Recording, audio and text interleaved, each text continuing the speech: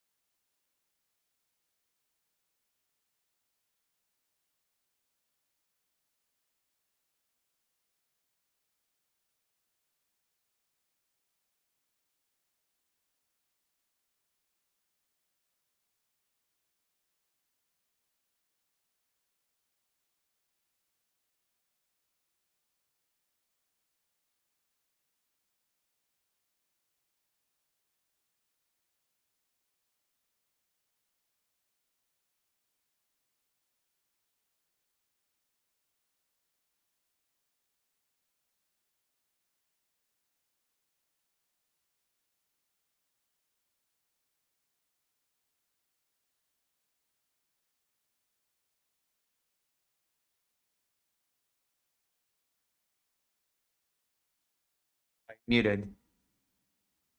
Oh my god. I was just complaining about Dr. John's complaining. While muted. Do something. I am doing something. 140-pound German Shepherd protects baby like his own puppy.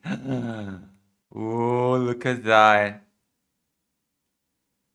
Wanna see that?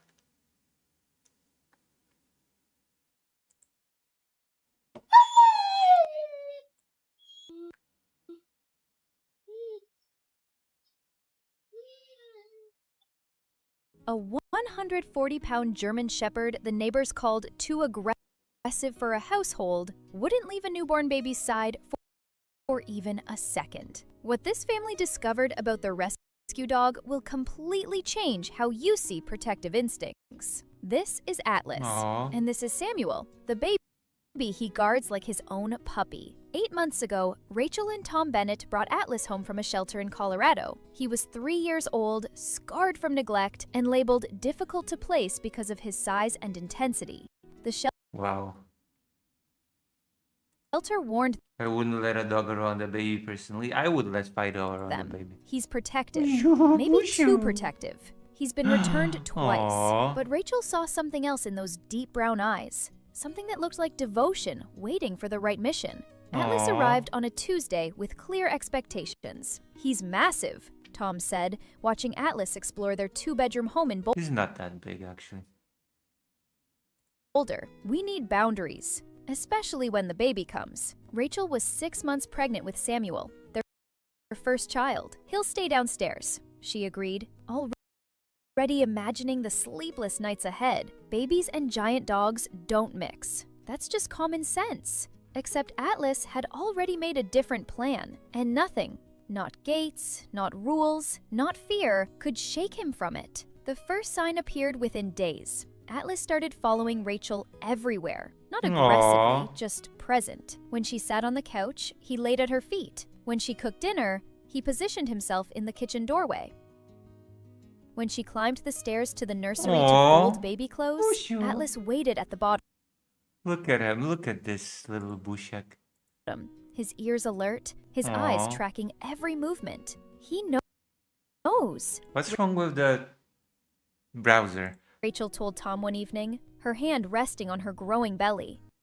I swear he knows about Samuel. Tom laughed it off. Dogs can sense pregnancy. Whatever. We've had enough. I don't think you're interested. There are no... Just like there are no Final Fantasy Tactics fans on this stream, there are also no German Shepherd fans on this stream, which I feel very disappointed.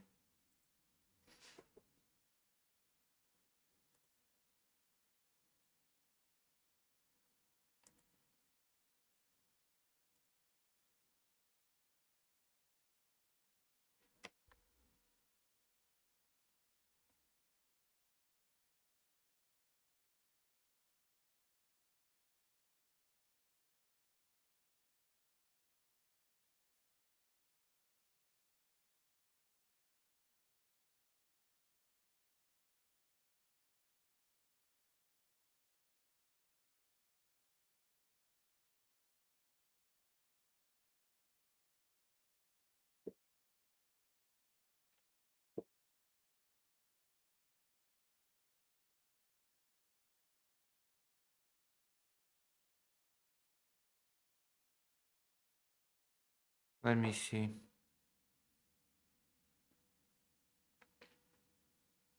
Should still have enough.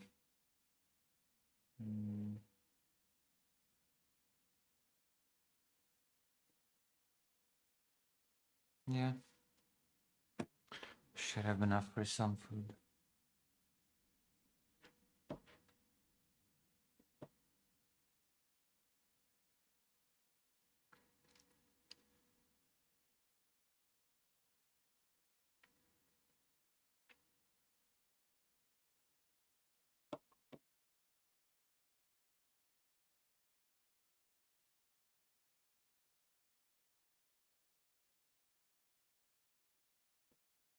Hello, Simon Pierre Dubé. I've always gotten rescues and they have baggage. Maybe, but that dog from the video was also a rescue. Yes, Danderhall. Guys. And yes, I did timestamp the IQ thing into a segment because I'm awful. Guys. Hightail. What? Hightail might be saved. What is Actually, no. By that I mean it's literally saved. What? Like, Hightail is confirmed saved. Sorry, I shouldn't do the whole might be thing when it's as literally confirmed. What are we talking about? Guys, I don't know if y'all know this, but this is literally my most anticipated game of all time. I have been waiting for this game since before I started doing political content on YouTube. I have made friends that I have been friends with for nearly a decade now. Hightail? In the communities centered around waiting for this game. Oh boy. And it may release, I shit you not, any time in the next week. Don't believe me? Hits us not. Here we go. Hightail's ex-CEO now officially owns Hypixel Studios and plans to release the game as soon as legally possible. In fact, he already has the Hightail launcher prepared to go, along with the website. It just name looks like reservation, account, and even the payment system. This just looks Almost 7 like years exactly Minecraft. from the trailer, and it appears as if Hytale is just about saved. We know all of this because public records were discovered showing that Simon is now the new owner of Hypixel Studios. This is just... Specifically, these documents confirm the formation of a new company registered under Simon's full legal name called Why was Hypixel Studios Xander Hall so hyped for this? 2025. This is just confirms some to us that he now has the Minecraft legal clone. rights to use the name Hypixel Studios back from Riot Games, as he wouldn't have been able to make a company with that name otherwise. And with it comes the rights to What's so great Hytale, about or this at least he's compared to Minecraft? 99.67% sure of that, he stated. Before this, Simon Oh, that. He had to find a way to sneak in the 6-7 there, which I appreciate. I do appreciate that. But yeah, guys, Hytale is fucking saved. This may be a dumb question. No questions are dumb. But what's the difference between this and Minecraft? It looks like Minecraft. Well, just because a game has blocks does Okay, what the hell happened? It's freezing. Everything's freezing. My stream's freezing. not mean it's just Minecraft or an MC clone. Minecraft kind of created a genre. The idea of a world where you're in a sandbox and you can manipulate every aspect of that world, like collect every piece of the land and use it as a material to build things and craft things. Like, no game had really done that in a 3D procedurally generated landscape. Wait, so Xander Hall is not really responding to the question at all. Used blocks to do it. Before Minecraft, there are definitely some niche examples that were kind of close, but it just wasn't the same.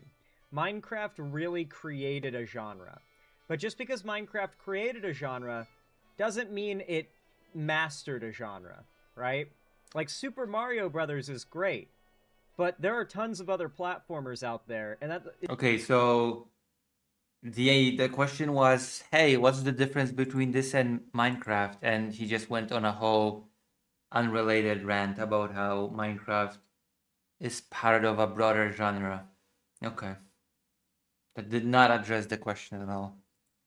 I would not be satisfied. I am not satisfied with this answer. Platformers doesn't mean they're like copying Super Mario Brothers, right? So are we in that watching same Xander way, Hall Hytale is to meant warm to be up the for more people to evolution, come into stream of the genre for like that Minecraft created, as well as branching out into some other genres as well, such as RPG stuff, because this game has a story and questing and stuff. Wow. Like, you actually have objectives and Incredible. Also, I'm pretty sure there are modes in Minecraft when you have objectives.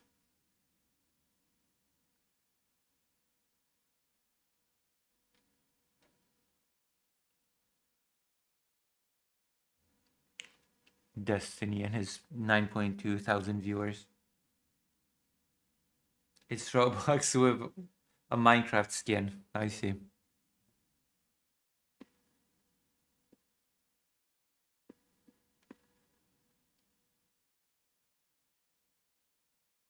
It's too late, Ben Shapiro. Nick Fuentes is winning against you. What a sad state of affairs in which Nick Fuentes is winning against.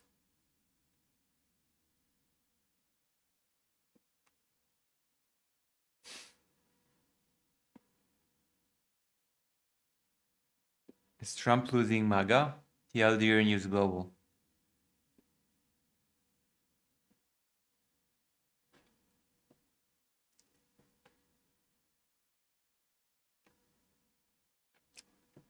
Brilliant.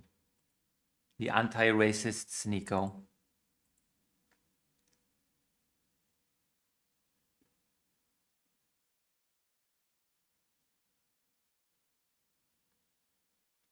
The game that abandoned Final Fantasy to tell the story that Square forbidden, Xenosaga. Has this person never heard of Xenogears?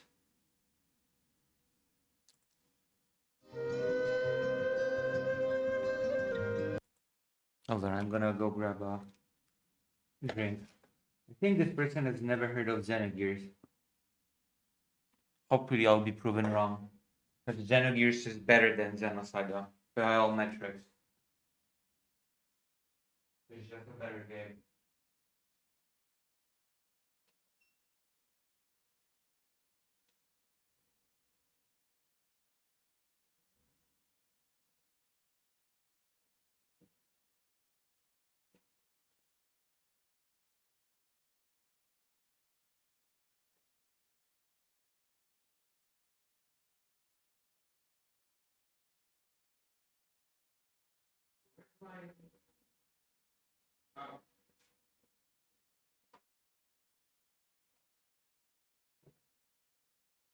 Got a pack of Oreos.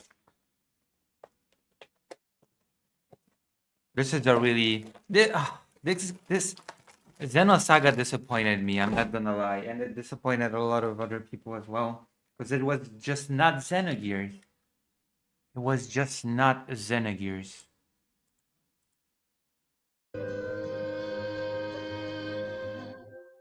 Imagine leaving the most powerful JRPG company in the world because you felt your creative vision was being stifled. You founded your own studio, Monolsoft, with one goal: to build the universe you weren't allowed to finish. That's where Xenosaga, Okay, the there you spiritual go. successor to the legendary Xenors, came into being. Xenors, Xenogears. What the hell is Xenors? Oh my god. The A native English speaker that cannot speak English. Xenogears. spiritual successor to the legendary Xenors came in. Xenors. I'm gonna write the title in the chat and you're gonna see how disappointed it is that the person just pronounced it as Xenors.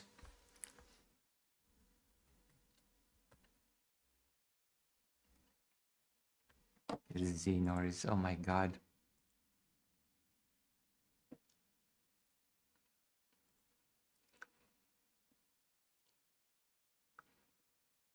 This is the word that is being pronounced. Xenogears. Xenors.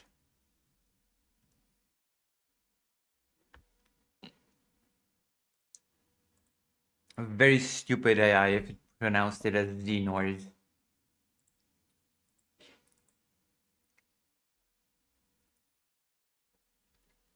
into being. It wasn't just a game, it was Project X, Tetsuya Takahai's magnum opus, planned as a 6-part space opera. Yeah. I'm never gone for long. Oh. I went to the other room to get a drink. But I forgot to bring the drink. Because I'm me. Please press like on the stream. I have to grind now. I have to grind hard to be able to afford the journalisms.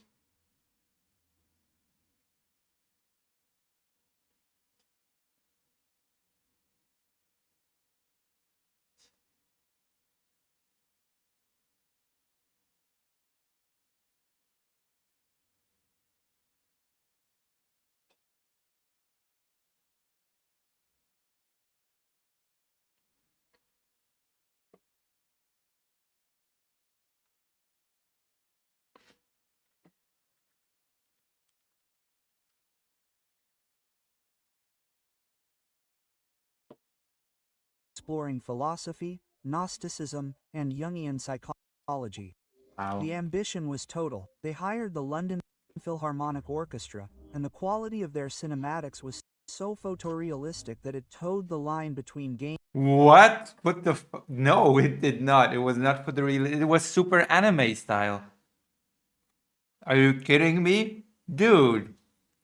Even when the game came out, nobody had delusions about this being photorealistic or even slightly realistic. What is this person smoking? Game and film. Okay, bro. Okay. Come on. This reads like a parody. No, it didn't. But artists Even at the time of release. dreams often crashed against the wall Yeah, of super realistic. This is like a movie, man. corporate reality. Production became a bottomless pit, and the pressure from Namco became untenable. The original plan fell apart. That's when the team reached an impossible crossroads, a breaking point where they had to choose what to sacrifice. They could either mute Okay, we're gonna click off this video. I'm so disappointed. I like Xenosaga and Xenogear related stuff, but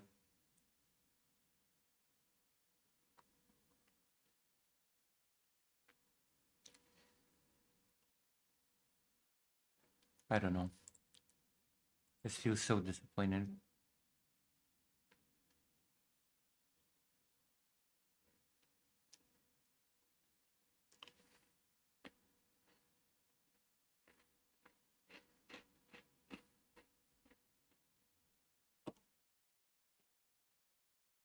There is AI slop. Speaking of slop,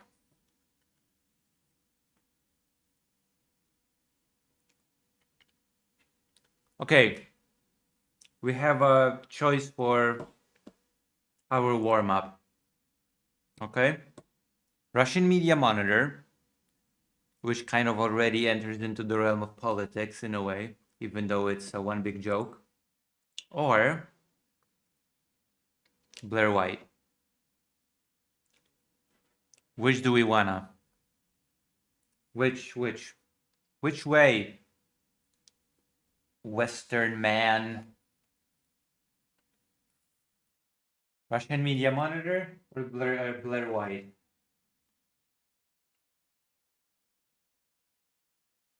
Stupidity from Moscow or stupidity from California, I guess.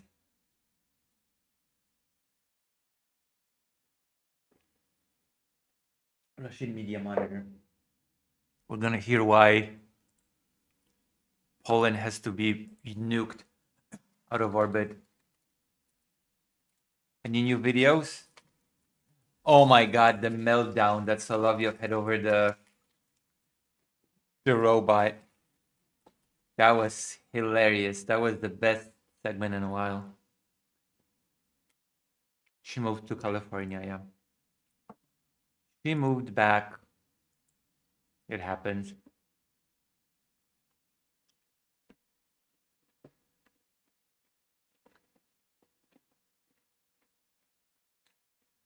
Andrei Golubyov says Russia can defeat Ukraine in 30 minutes.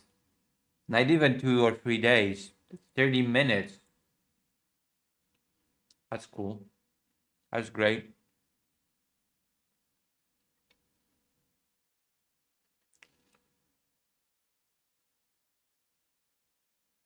Oh my god, I'm so good. I'm so glad Blair White does not live in Austin, Texas anymore. My family lives in Austin, Texas. It feels bad to have family living in the same place as Blair White. I don't want Blair White in the same state as my family. Thank you. That doesn't feel good, does it?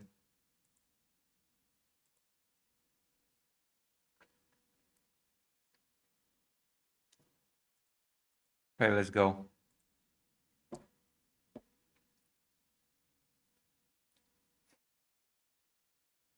"30 minutes.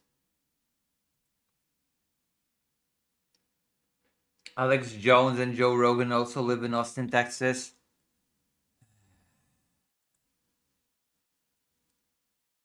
Why couldn't my family be normal and just move to Maryland or something? Why couldn't my family just live in Maryland? Like all the normal people do.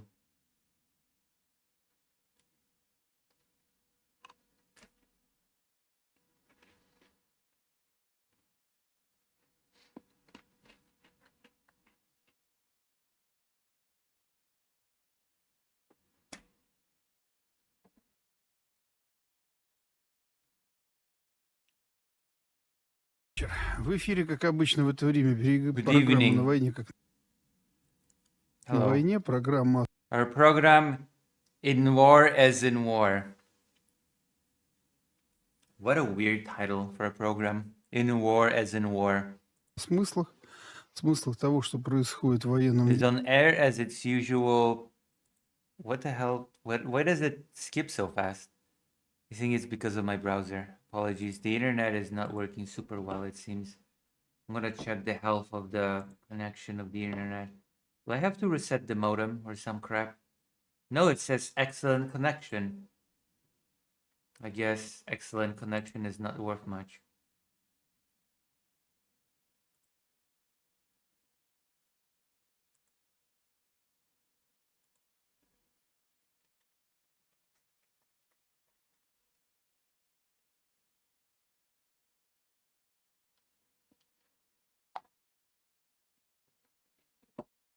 смыслах того, что происходит в военном деле, что It's a program of the meaning of military events.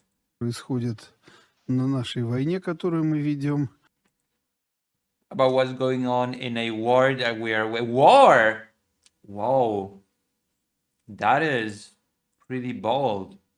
That is pretty bold on the Russian media monitor. I'm gonna take note on that. Okay.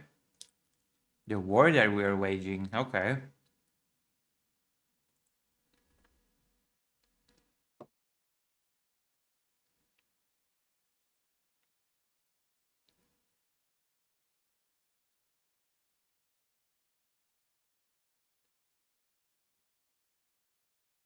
Ну и, соответственно, для этого всегда мы приглашаем. I have to listen into the Russian if he actually says war. Соответственно, для этого всегда мы приглашаем. I wanna listen. Происходит на нашей войне, которую мы... Holy crap, he actually says war.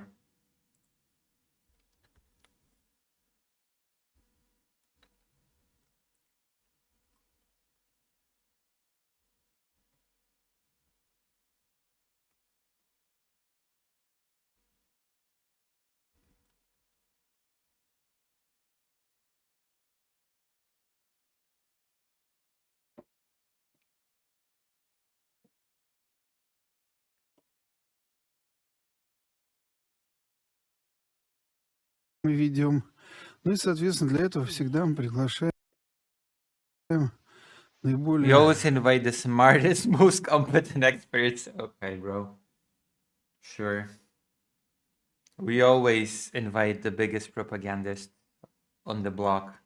умных, наиболее компетентных экспертов, с которыми обсуждаем Yeah. главные We always invite the smartest, the biggest experts. Title of the video: Russia can defeat Ukraine in 30 minutes. темы. The Ну, мы biggest, smartest, most rational and reasonable experts, always on this show. сегодняшнего гостя Today's guest needs no introduction whatsoever. Andrei Kurulyov. вам представлять совершенно не надо. Напоминаю, Let me remind you, Andrei Viktorovich Gurulyov Андрей Викторович Гурулев, депутат Государственной Думы, самый главный боевой is a State Duma deputy and, most importantly, генерал-лейтенант, a combat lieutenant general. Oh my gosh, so impressive. человек, который, в общем, не I'm просто so impressed with you. Lieutenant General Duma guy.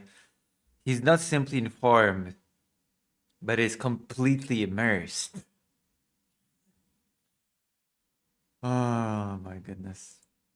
Not just informed, but completely immersed. в теме, а просто в ней с головой. Приветствую, Андрей. Yeah, he's so immersed that he's just out of touch, I guess. Greetings, Andrei Viktorovich.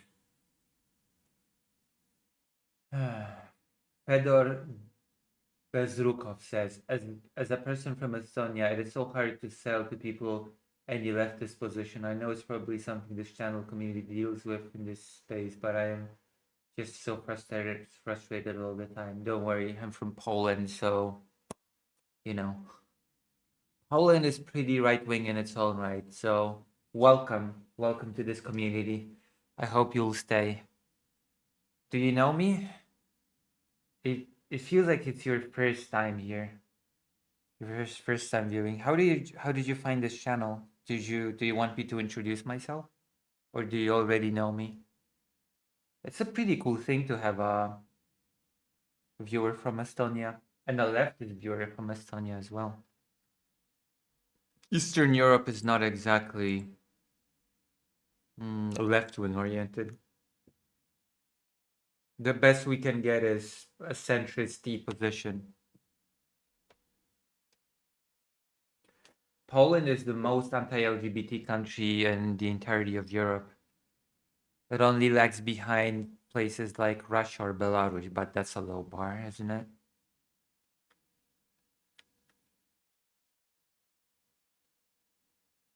Yeah. It is pretty frustrating. I know. I know the struggle.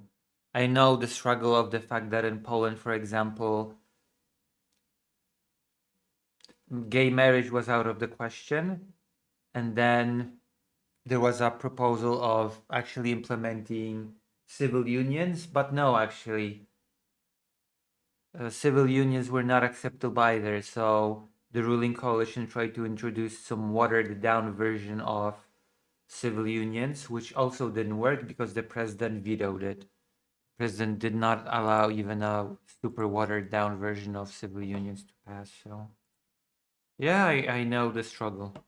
I definitely know the struggle of any sort of leftist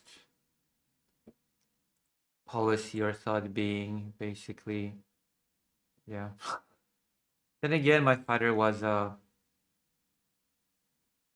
very left-leaning person and he helped construct the constitution, so there's hope.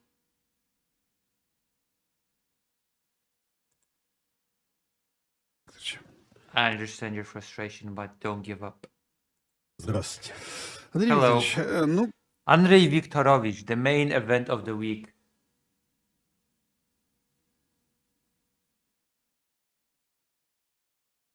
как бы главное событие не...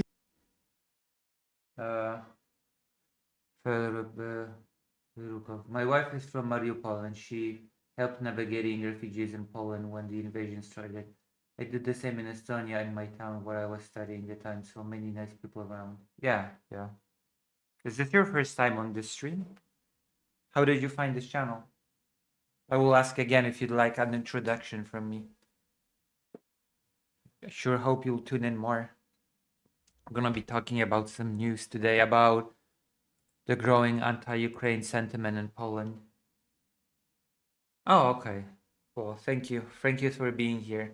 I'm striving to grow from a micro content creator to small content creator. So you're definitely helping me out here. Also, consider pressing like on the stream. It also helps the algorithm and whatnot. Like, hold on, let me check something real quick. Because I did a nice little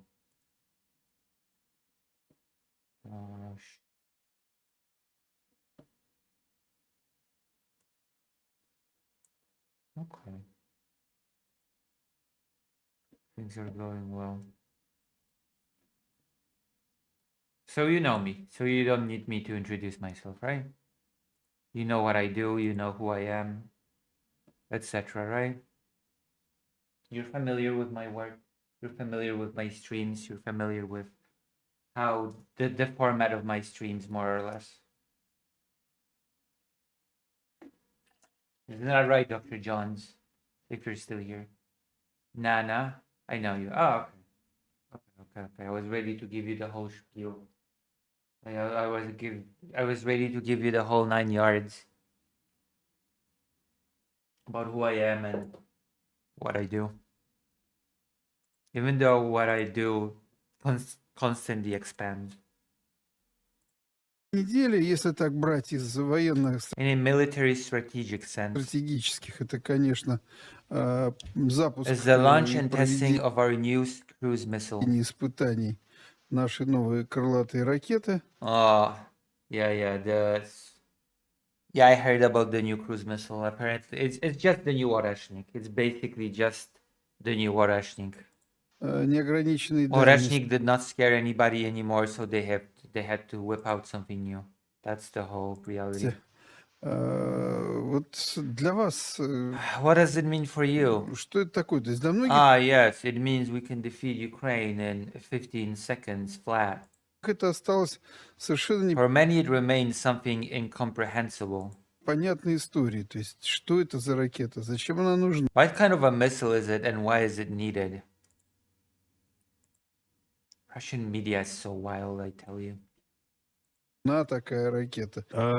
Смысл The там буквально point of следующий. it is literally as follows. Ведь в случае обострения ситуации State Duma member. What an honor, what a privilege to have a State Duma member here.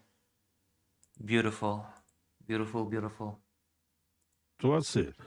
во-первых, ракета может нести до But in case the situation escalates, each missile can carry a charge of up to a megaton. мегатонный заряд.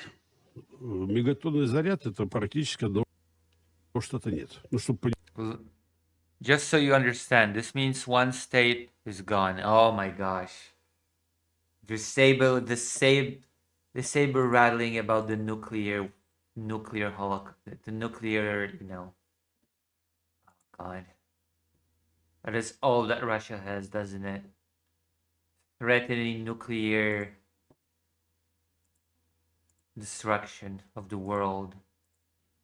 We have nukes, you know, we can destroy a bunch of things with our nukes. понимали. Вот был штат и нет. There was an American state and now it's gone. Yeah, but you know that works both ways, right? If there's a first strike, there's a secondary strike, and there's a reason why nuclear deterrence is as strong as it is. There is literally nothing stronger than nuclear deterrence, and there's a reason for that.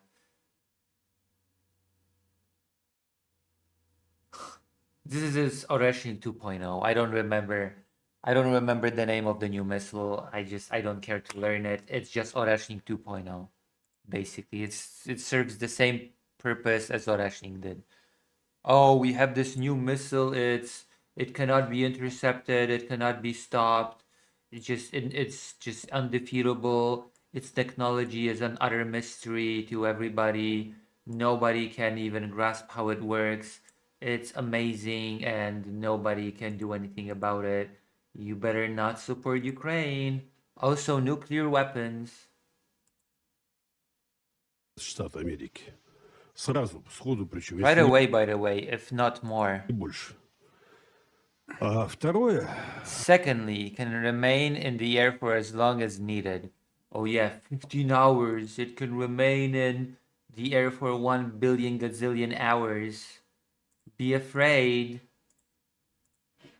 Она может находиться сколько угодно в воздухе. Ну, сколько угодно навряд ли, потому что все имеет свой ресурс, но тем Well, not indefinitely. What did he say here?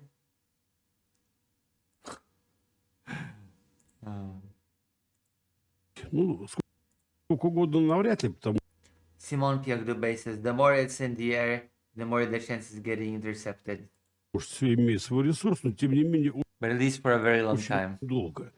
То есть она может улететь куда-нибудь в Антарктиду. Oh, I hate that the thing is freezing up. It can fly somewhere to the Antarctic and keep circling. Там спокойно где-то кружить. Ну, я извиняюсь, по-простому. Да. Then it can quietly approach from the south. Потом тихо с юга подобраться и And ударить. strike any target. Well, they're basically saying that the missile can just linger around for a long time out of reach of Ukraine and then just unexpectedly strike. You're never safe. You're under danger 24 hours per day from now on. Ударить по любой цели. Пролететь через Мексику, It could fly through Mexico that has no boundaries. Конечно. где нет Да, вообще никакой В границы. принципе, да. И никто Exactly. No one will anticipate it there whatsoever. ее там и ждать не будет совершенно. Why Mexico of all places? What has Mexico done to Russia recently?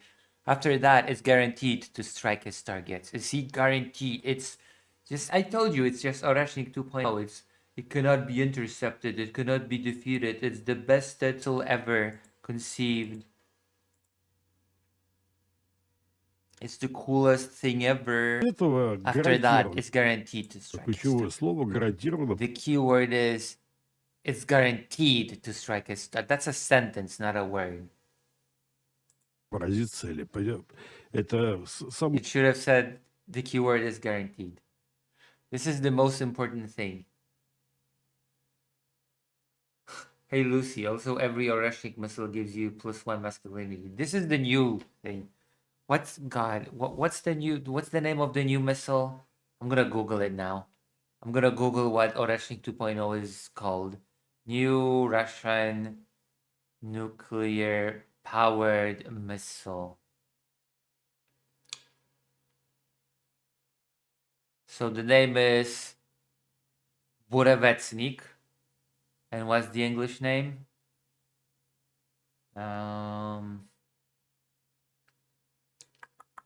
There's an English name for it. Skyfall. Skyfall missile. Oh no. Did you learn Russian in a uni? I was raised in Narva, so I am a native speaker automatically. No, I just recognize some words. I don't know Russian. I know Polish. And Polish, you can understand some Russian when you're Polish, and you can understand a lot of Ukrainian when you're Polish, because Ukrainian and Polish have a lot of vocabulary overlap. I will still get a translator when I do serious work in Ukraine, but have I mentioned that I'm in Ukraine right now? I'm in Kyiv right now. Oh yeah, and I'm gonna be expanding my work. I might as well do some announcements because there are a few more people right now. I'm getting in touch with fixers, and I'm gonna be going further east moving forward. I'm planning a trip to Kherson in give or take 13 days. It depends on if I can get my accreditation, how fast I can get my accreditation. But I'm planning a trip to Kherson to do some work when it comes to children. Again, my main focus of work in Ukraine.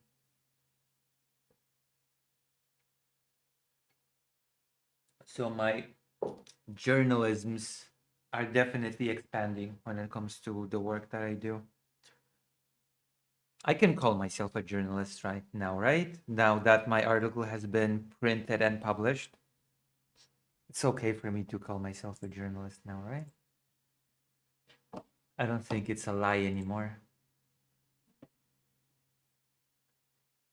Because I get Ukrainian, but it took studying and will take more. Oh yeah. If I were to speak fluently, I would have to actually study Ukrainian. Not as much as Estonian, though. Estonian is messed up, is it? самое главное. Do you think Polish is messed up? This is the most important thing. Мы уже не говорим про то, что... Don't worry, we are actually playing a platforming game. We are actually playing a platforming game in Polish. So once I play it a bit on stream, I'm gonna be reading the dialogue in Polish. We aren't even talking about the fact that if we want to... Oh, he's gonna say that he could just defeat Ukraine in 50 seconds. При желании и при наших Considering our capabilities, возможностях, мы весь украинский конфликт можем... we can end the Ukrainian conflict in 30 minutes. Oh God, I love this cope. I love this. This is delusion at its highest. Yeah, I know that we've been wasting thousands upon thousands of lives. I know that we are entering the 4th year of the conflict. I know that we're basically making very slow gains at a very high cost. We know that it's basically becoming unsustainable, the personnel losses, the equipment losses. But you know, considering our capabilities, we could just end the conflict in 30 minutes.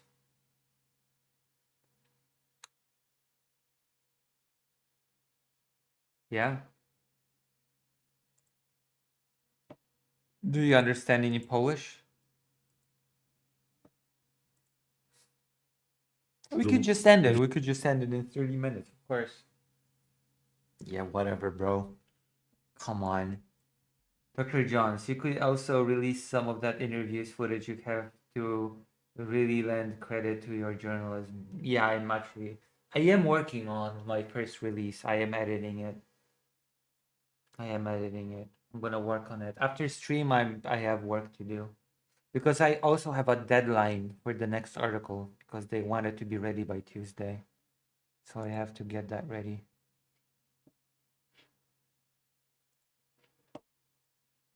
Решить за 30 минут. И на этом все закончится. Everything will end. No one will remain for us to talk to. This is such delusional speech. This is Больше such не delusional talk. будет никакой. Не с кем будет разговаривать, и как бы будь здоров. Take care. И Будь здоров. I understand that, right? I'm gonna tell you why I understand this, здесь right? не с кем будет разговаривать, и как бы будь здоров. Будь здоров. Okay, I understand this.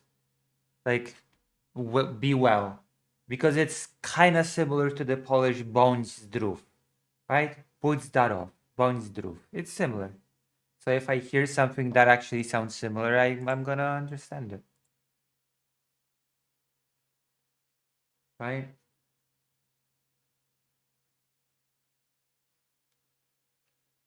Vladimir says the main focus should be on how big and masculine the new Russian missiles is, and how all those gay Western anti-air defense system wouldn't stand a chance against this new and big Russian. I mean, that is basically what this guy is saying. Yeah, this guy did speak Russian, but Russian is also a Slavic language. Like, even if the overlap of vocabulary is not as big between Polish and Russian as in Polish and Ukrainian, there's still gonna be words that I'm gonna pick up and understand in Russian as well.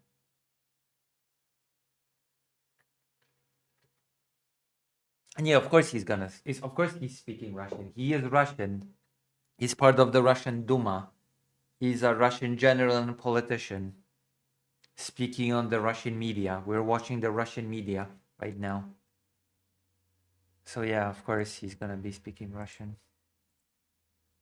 И здесь мне говорят, They tell me, you know, we can't use nuclear weapons. вот вы I mean, знаете, there is such a thing as nuclear deterrence. Нельзя применять ядерное Because that will lead to Armageddon. оружие, потому что Well, Армагеддон nothing can stop us from saber rattling about it. Nothing can stop us from just doing our saber rattling, right? Но, к сожалению, говорят не профессионалы. Unfortunately, this isn't being said by professionals like me. This isn't being said by professionals such as I, the biggest pro in the world. Многие не понимают, что такое тактическое ядерное. Many don't understand tactical nuclear weapons. Okay, how often are tactical nuclear weapons used? How often? I'm sorry, nuclear deterrence also applies to tactical nuclear weapons. How many times have tactical nuclear weapons been used in conflict? We'll see.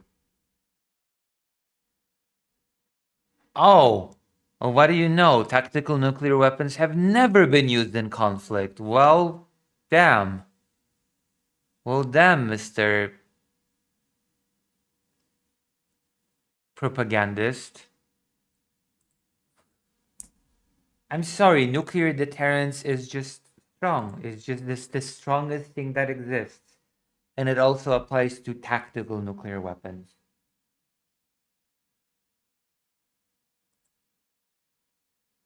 Оружие, что такое стратегическое ядерное оружие. Or strategic nuclear weapons. А мы сейчас говорим только что. I don't think this guy understands. I mean, this guy definitely understands nuclear deterrence, but he just likes the saber rattling. It's all about having the upper hand in the nuclear ladder escalation, the nuclear escalation ladder over the West.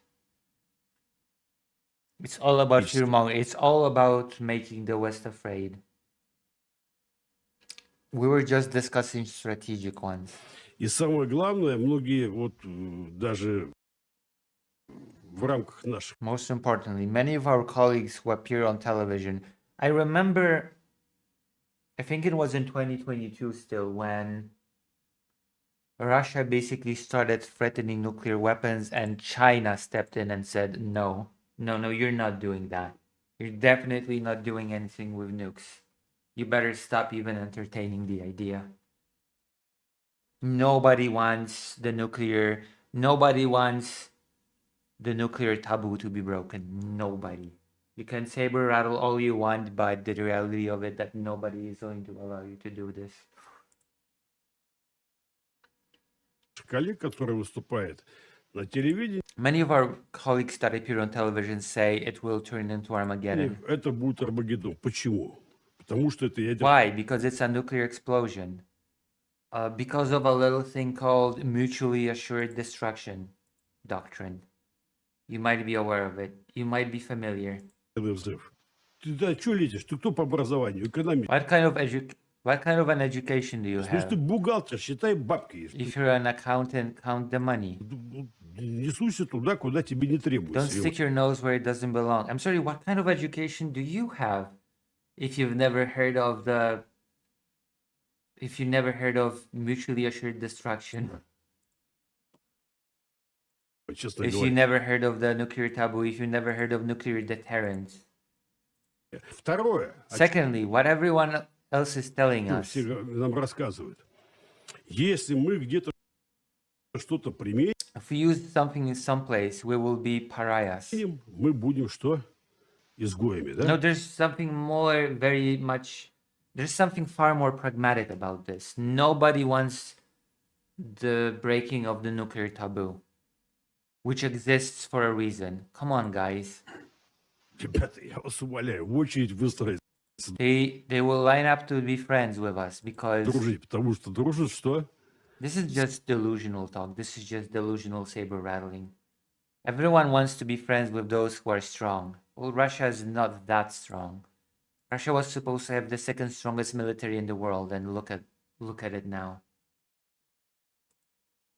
Сильными, в очередь, чтобы потом кто-то опять где-то не They will line up получил тот по куполу этой же ядерной дубины. to avoid being struck in their melon with a nuclear stick. Yeah, that's not how that works.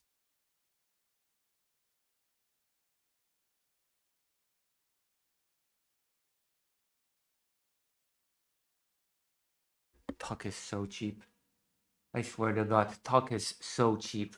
It is so easy to talk like that. Я не But призываю the reality on the ground is that Russia is stuck in Ukraine in a war of attrition.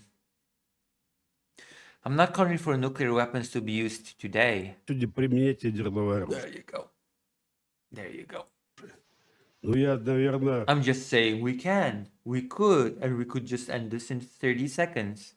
But today we're at a time when our likely adversary сегодня есть такой момент, когда почему-то наш thinks for some reason that we'll never use them. вероятный противник I считает, mean, never say never. Of course of course we cannot say never, because if it was never, then the nuclear deterrence would be useless.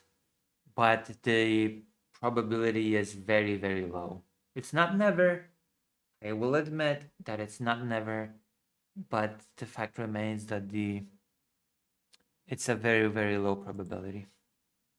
что мы его никогда не применим. Правда? Есть такая ситуация? Isn't that right? Aren't we in this situation? Безусловно, они на этом, Есть. собственно, Unquestionably. No, we're not. Nobody says Russia will never use nuclear weapons.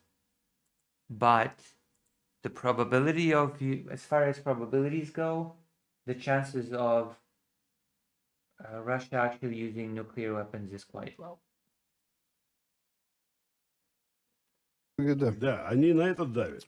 Ну, коли Right. They're pushing this. вы так Well, you считаете, think so, then someone значит, тут кто-то где-то и как-то должен has to be struck in their melon with this nuclear stick. это ядерную дубину по кумполу This is получить. so stupid. This is supposed to be a serious politician in Russia. A member of the Duma. Сегодня мы видим, что никакая Today we see that playing peace isn't working out. Wait, what? What do you mean? playing peace. You've invaded a country and started a genocide. What do you mean playing peace? История, игра в мир не получается. Trump is obviously completely weak to do anything. Oh. Wow. They're just openly saying it, aren't they? They're just openly saying it. Трамп, очевидно, совершенно слаб, чтобы что-то реально делать, или, скорее всего, он просто не хочет Or more likely, he doesn't want to do anything. ничего делать. That's true. He does not. He does not want to do anything. Who are they?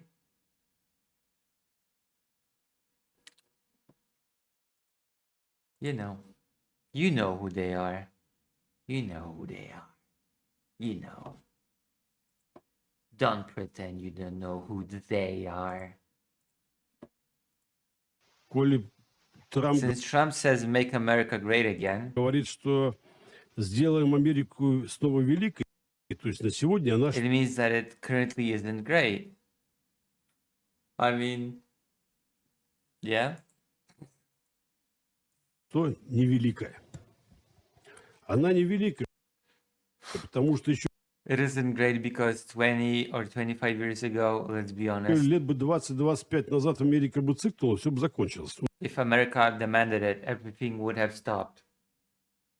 Ну, давайте правду говорить. Сегодня этого нет. Today it isn't happening. Причем это не касается, This doesn't just pertain to Russia. не касаемо только именно России, к примеру. Это касаемо других стран. But also other countries in the world. Wait, hold on. But I thought Trump ended 8 wars with tariffs. What happened? Стран мира, мы прекрасно видим, какие события сегодня происходят. We can clearly see events that are currently happening.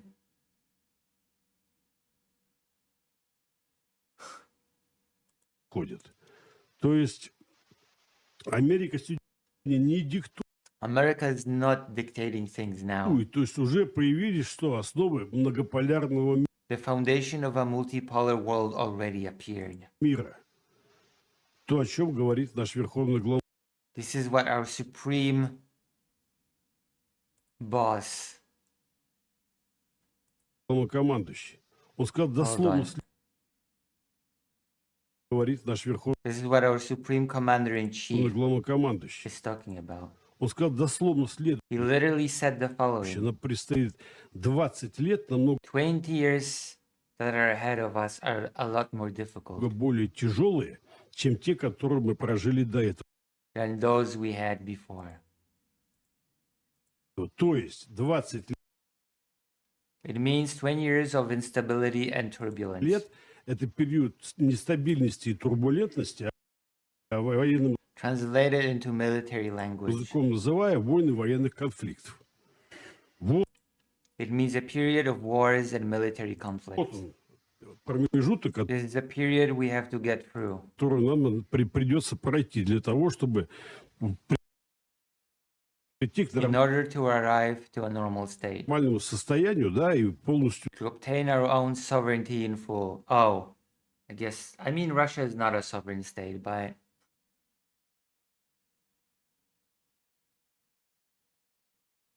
обрести свой суверенитет и стать одним из полюсов you're right, Fedor. многополярного And to become one of the poles of a multipolar world. Good luck. мира. Мы сейчас имеем полюс, а должен быть We already are one, but to become a more stable pole of a multipolar world. стабильный полюс многополярного Good luck with that, Russia. мира под названием Великая By the name of Great Russia. Oh.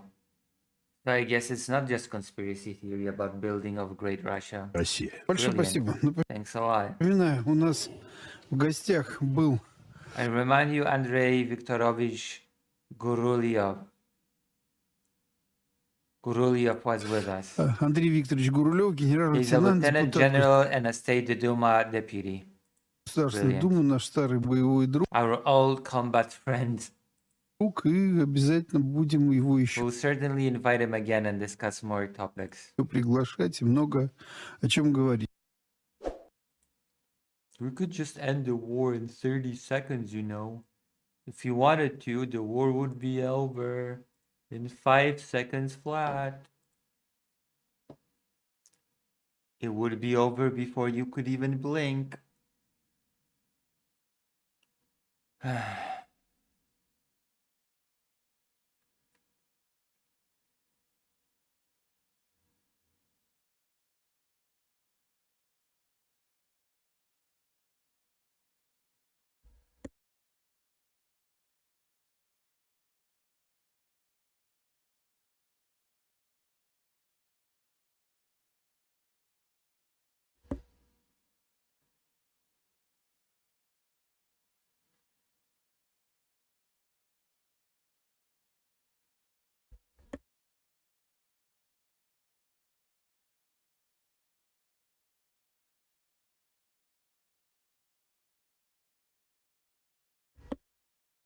All right.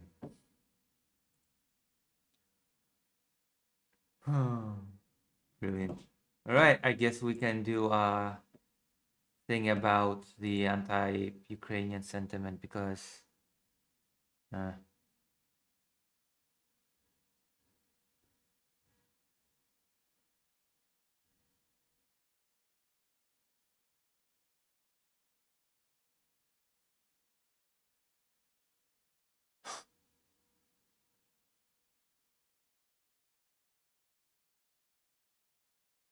wait.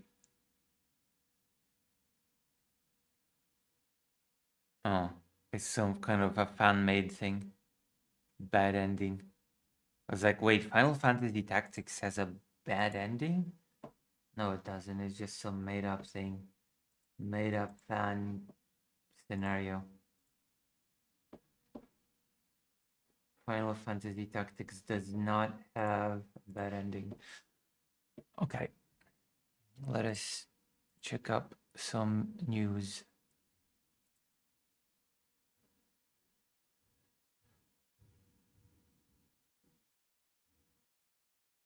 Yeah. Zelensky associate fled to Poland in luxury taxi ahead of Antegra. Ooh.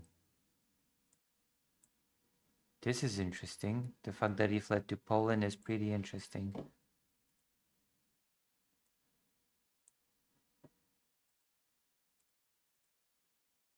The fact that he fled to Poland is very interesting indeed.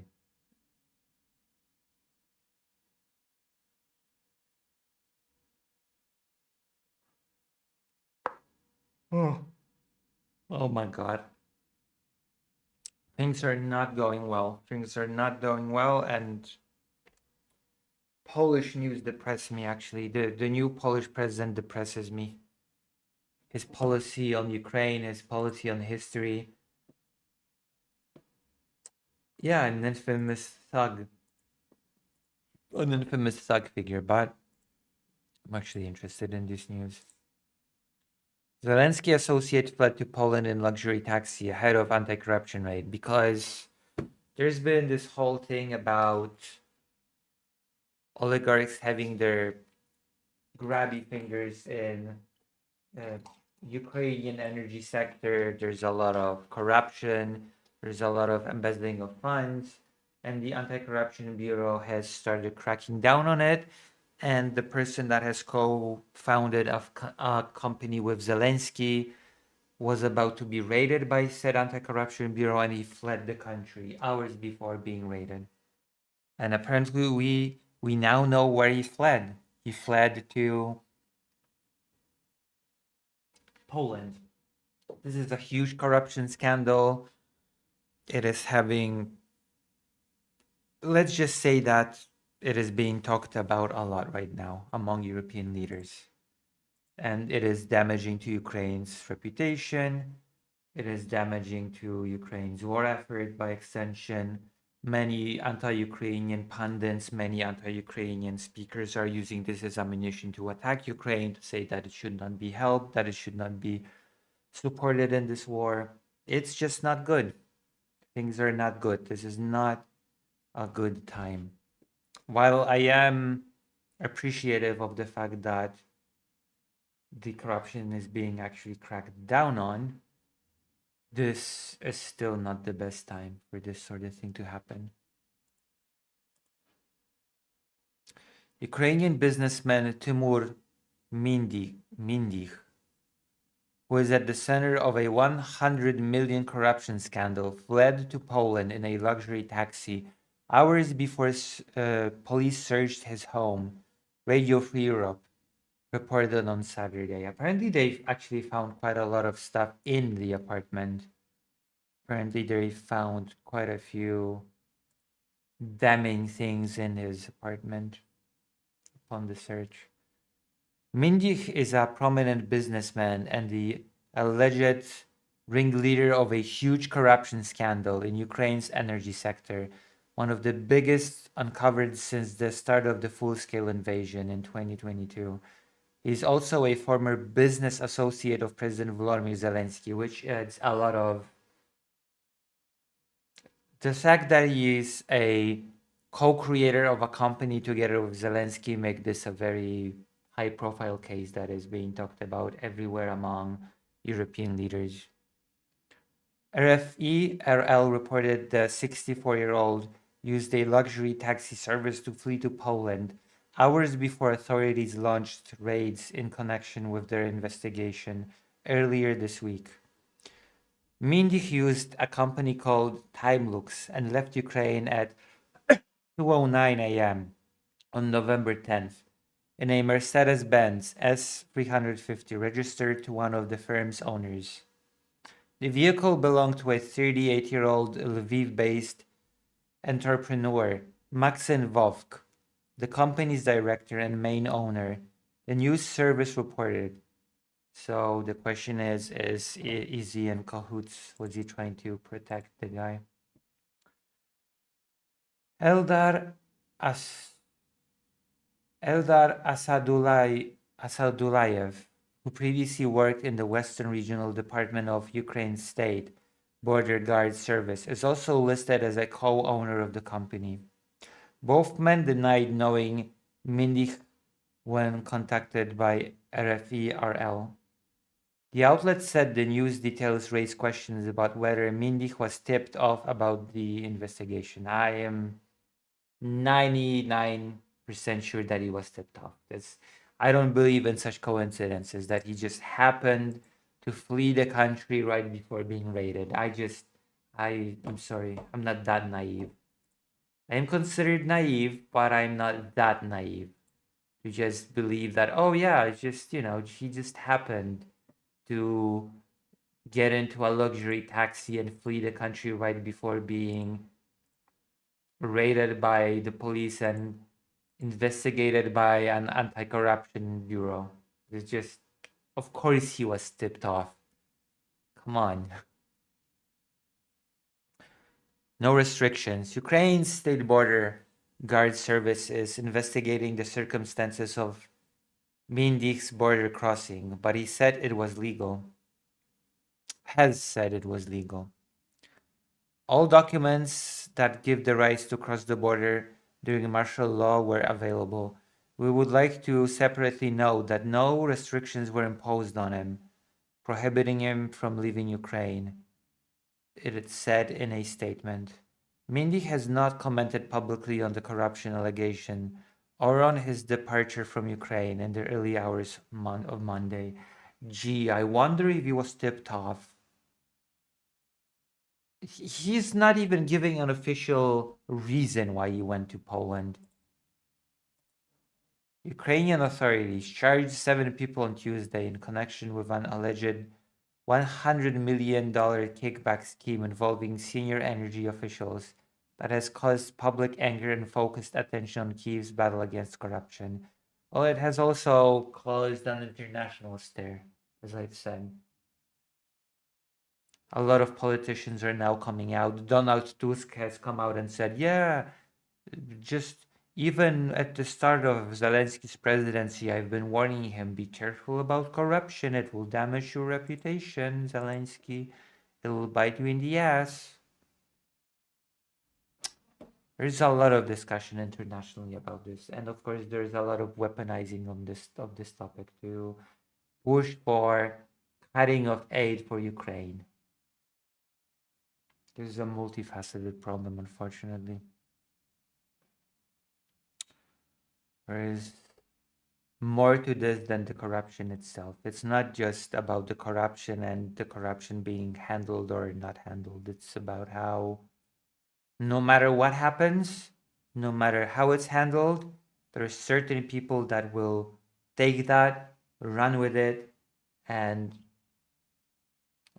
just call for the cessation of any aid to Ukraine, which apparently there are countries now that are moving towards not aiding Ukraine whatsoever, which is a shame. And there's a big increase of anti-Ukraine sentiment to begin with, which I'm about to get into. I'm about to get into the anti-Ukrainian sentiment and how it festers and how it manifests and how it perpetuates, unfortunately. Any questions on this? Any thoughts? Is there anything else that you'd like me to elaborate on? I do like to have a little bit of interaction with the chat. What do you think? Any thoughts?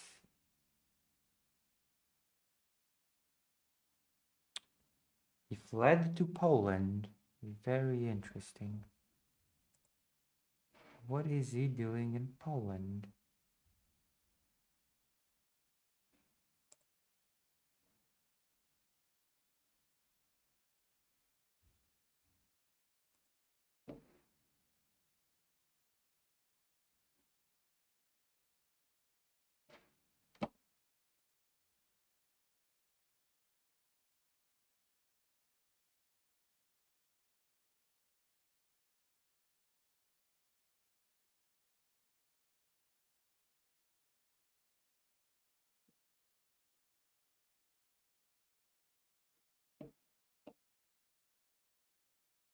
No? No questions?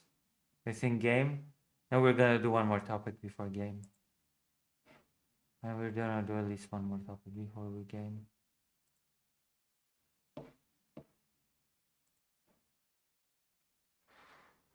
Oh, gosh, I feel this. I feel weak. I feel weak a lot of the time. Can Chad recommend an environmentally friendly fungicide?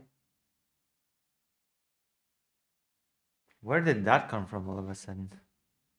I asked you to give thoughts on the segment that you've just watched, not on,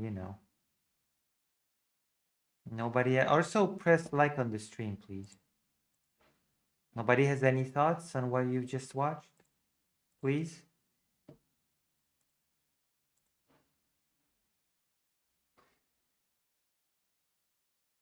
Wow. I didn't watch the segment. I just dropped in.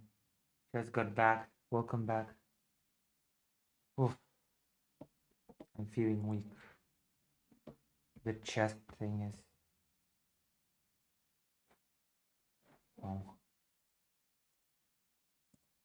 haunting me.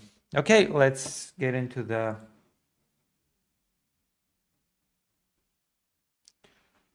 Let's get into the thing, okay?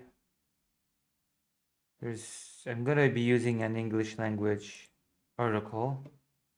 Our article for this. We're gonna be discussing a pretty shameful thing that has happened.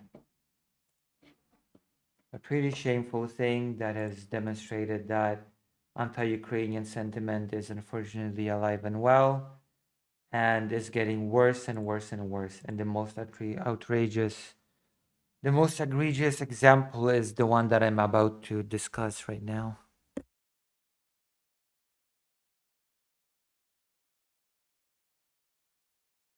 So, you might be aware of the fact that at the end of 2022, at the end of 2020, oh God, it's been a while. It has been a while. At the end of 2022, my mom had a little bit of an accident. She was waiting in the center of the city for a bus. She was minding her own business, waiting to get home, and then suddenly some punk on a electric scooter, an electric scooter, decided to ram into her from behind.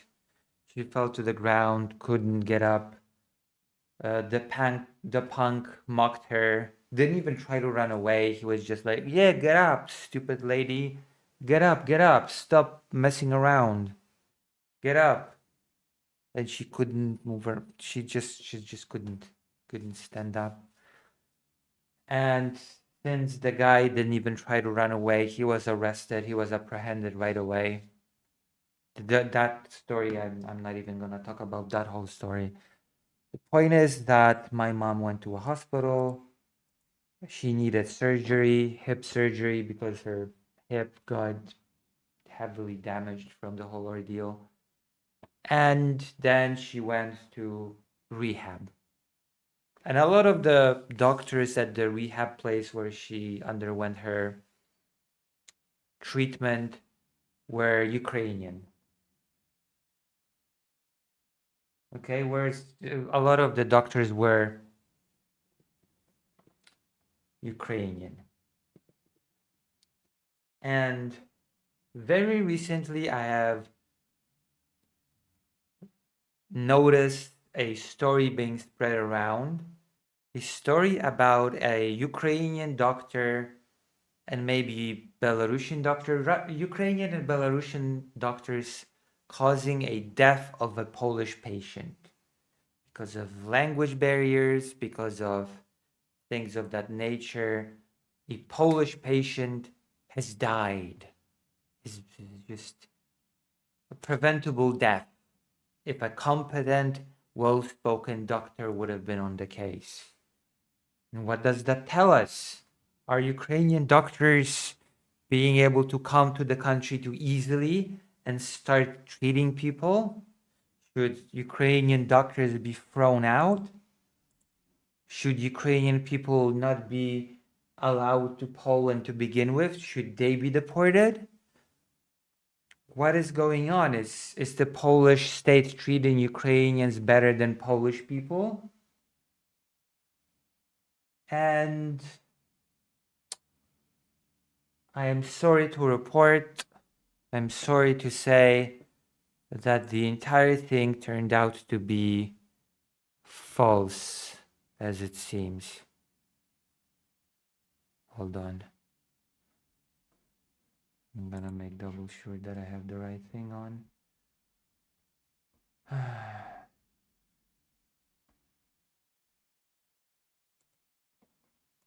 Yeah. There were a lot of anti-Ukraine pundits, a lot of anti-Ukraine politicians that just jumped on this whole thing. They just, without any reflection, they just jumped on it. Ukrainians should be thrown out. Ukrainians should not be supported. The Polish government prefers Ukrainian. The Polish government is turning Poland into Ukraine because you have all those Ukrainian names on the lists of doctors in the hospitals. Reports of patients' death in Poland due to Belarusian and Ukrainian doctors proven fake. And it has been proven fake apparently through a prosecutor's investigation into the matter. Polish media on Friday reported a tragic incident in Wrocław. They claimed that a patient had died in a private clinic because doctors from Belarus and Ukraine did not know Polish and did not understand him. And Polish media actually reported on this. The Polish media reported on this as if it were fact, which disturbs me even further. Radio Svoboda determined that this was fake. Publications were triggered by a Facebook post from Polish MEP Ewa Zajączkowska. The Polish MEP who is probably from the Confederacy Party, the most far-right party that you can get in Poland, an extremely anti-Ukrainian Ukraine party. The staff, consisting of citizens of Ukraine and Belarus, could not understand the patient or determine that he had previously suffered an anaphylactic shock. They administered a contrast agent which led to a severe allergic reaction. The medical staff did not know how to provide assistance or call an ambulance. The patient died, wrote Zajączkowska, who represents the Eurosceptic and anti-immigration coalition Confederacja. Oh look, I was correct. The person is indeed from the Confederacja party, which is aggressively anti-Ukraine and I think aggressively anti-European Union. The political force demands changes to Poland's policy of supporting Ukraine and Ukrainian refugees. Zajączkowska's post became highly popular. It has been shared by 3,000 times. The overwhelming majority of commenters expressed outrage at immigrant doctors who do not know Polish and demand that they be punished. There you go. This is how it happens. You spread a fake story, it creates outrage, it fuels the anti-immigration sentiment, in this case anti-Ukraine sentiment, and then it just goes into a loop. People spread the story, more people read it, more people get outraged, and it just feeds itself forward, the anti-Ukrainian momentum, which is, of course, the whole purpose of this. To spread the anti-Ukraine sentiment as far and wide as possible.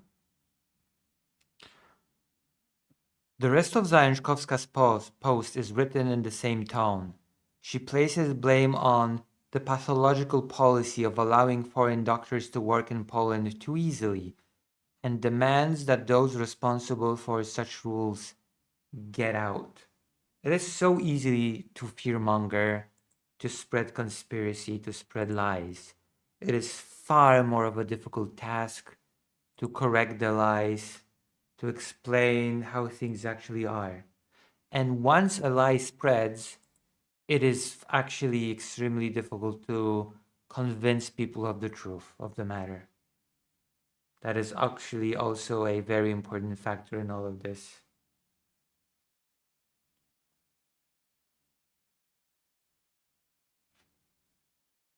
Zajączkowska refers to Dr. Paweł Wróblewski, head of the Lower Silesian Medical Chamber last week. Wróblewski gave an interview to a YouTube channel with 10 subscribers. In it he said, "The case is now in court. No one is saying that it concerns doctors from abroad, because that is politically incorrect, but it does." There you go. Spreading conspiracy. Spreading conspiracy. Journalists attempted to contact Wróblewski by phone and email, but he did not respond to requests for details about the accident. Today, several major Polish media outlets published stories based on Wróblewski's remarks from that interview. None of the articles contain any new details, dates, the name of the clinic, or quotes from the victims' relatives or law enforcement. All the texts rely solely on Wróblewski's quote to an obscure YouTube channel. 10 subscriber YouTube channel. This is insane. This is just insane.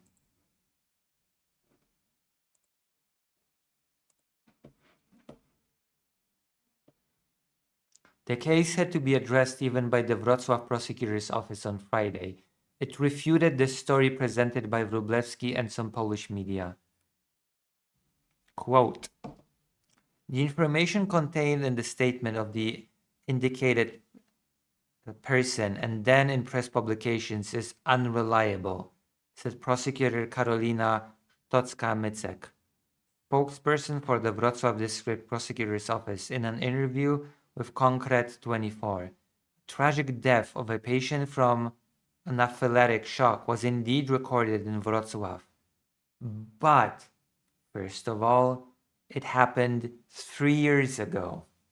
And Belarusian and Ukrainians had nothing to do with it. And there we have it. There we have it. The Wrocław prosecutor's office is investigating the negligent infliction of death of a 49-year-old Dominic H. He died on 24th of January 2023 as a result of what is known as medical malpractice. The prosecutor's office states that the information contained in the statements of Paweł Wróblewski and in press articles is in no way confirmed by the facts established during the investigation conducted by the Wrocław District Prosecutor's Office. So it's just a bunch of fear-mongering, conspiracy, and lies. Directly just fabricated to incite an anti-Ukrainian sentiment. That is the entire point. That is the only point. And it worked. It worked. I have seen this story being repeated time and time and time again. I have seen the calls for Ukrainian doctors to be thrown out, punished, to be not, for Ukrainians not to be let into Poland. It worked. This sort of thing works. And it is very, very difficult to inform people of the actual facts of the case, that it is not true, that it's misinformation, that it's propaganda. The information that the medical staff of the clinic in question did not speak Polish and that this led to negligence resulting in the patient's death is false and may mislead readers, this statement says. Misleading the readers is the point, by the way. That is the point. And it is very difficult to undo the damage done by this. Very difficult. Polish journalists also contacted Paweł Wróblewski. He claims that the journalist he spoke with misunderstood him. When reminded that the quotation was verbatim, he said he had heard the version about foreign doctors' involvement from a lawyer. He added that he was not responsible for how his words were interpreted. Of course, he's gonna defend his ass. Of course, he's gonna defend his own ass. According to the prosecutor's office, the situation in fact unfolded as follows. During the review, it was established that on 24th January 2023, Dominik K. visited a clinic in Wrocław for an abdominal MRI with contrast. Before the examination, clinic staff in the presence of a doctor conducted a questionnaire and interviewed the patient. The patient did not report any allergies or chronic illnesses. The scan without contrast proceeded normally. After 10 milliliters of contrast were administered, the patient almost immediately pressed the emergency button, reported difficulty breathing, and began coughing. Within a minute, he lost consciousness. Clinic staff and the doctor immediately began resuscitation. Throughout this time, the technician maintained constant phone contact with the emergency dispatcher. After some time, the rescue operation was continued by an arriving ambulance team.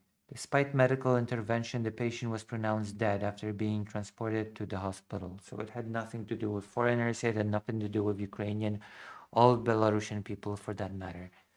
But this just demonstrates how present anti-Ukrainian sentiment is right now in the social media, and how false stories help to bolster it. I've been seeing lately on Twitter more and more anti-Ukrainian sentiment, more and more brazen, more and more aggressive anti-Ukraine sentiment, and I've seen the false version of this story being spread around many, many times from many people over the last few days, talking about how Ukrainians killed a Polish patient and that the Polish government is covering it up, that the Polish government is trying to turn Poland into Ukraine, and how it's just disgusting. And I felt that I needed to talk about it because it's just gonna get worse, I feel. It feels like as time will go on, things are just going to get worse before they get any better. We're gonna be, as the war becomes more intense, we're gonna see more and more anti-Ukraine propaganda being pushed.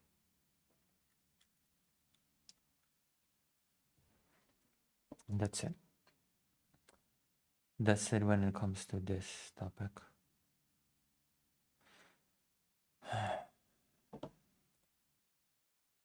What did you give me? What did you...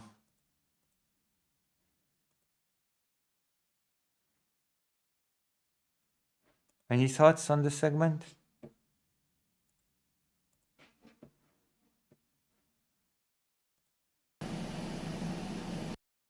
What did you send me, Vladimir?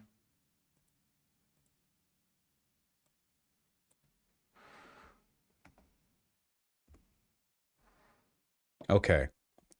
Oh On the boy. White House. The Childish in White House website, Vosh Club. Oh boy. Okay. Vosh. Okay. On the whitehouse.gov/mysafespace, we have a MySpace page for the Democrats. Hakeem has, what is this? This is an official page on the whitehouse.gov website of the... You have got to be kidding me.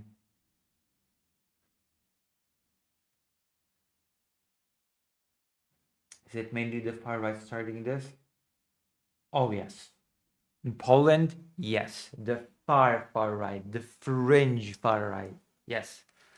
100%. 1,000,000,000%.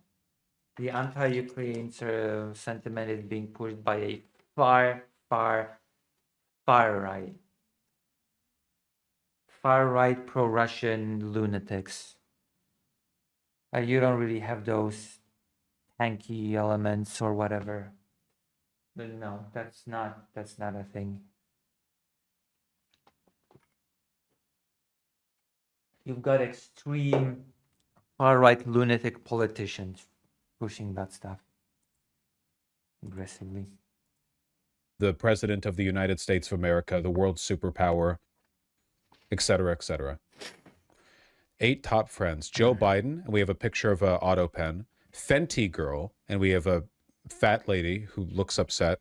Antifa, George Soros, Chucky, the real Chucky, Maryland Dad, and that's Kilmar Abrego Garcia, and Tampon Tim. Leave Maryland alone, okay? Maryland is the best state in the United States. Leave Maryland alone. We've got the sombreros, some blog entries. We love DEI, transgender for everyone, and handing out Okay. taxpayer benefits to illegal immigrants. I'm willing to write this one off pretty early. It might be relatively high effort. I'll call this what it is. This is millennial soy slop. This is the right equivalent of like the Democrats kneeling while wearing kente cloth. It's embarrassing. It's not even funny. It is millennial though. I mean, it's literally it's MySpace. You have the play button at the music in the very top. I don't think I have to do that. I don't. Is it gonna be like mariachi music or? I'm so smart, but it's also really predictable, right? Pre-watched. You get no point. No, don't give me any points for that. You can't tell me pre-watch. It's the most obvious thing they could have put on there. You lose a point for even clicking it. Do you think Trump gives? Okay,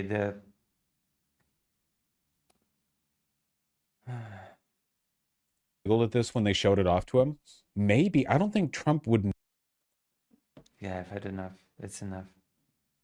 That's enough of that. I think that's enough of that. Okay, let's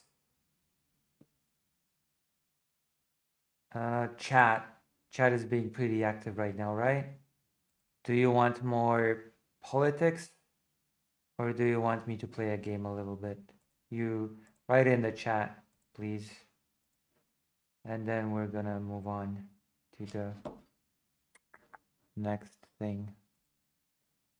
There's a thing that I wanted to read about. This.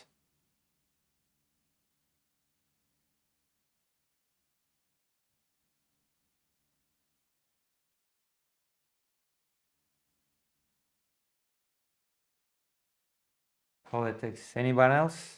Anyone else?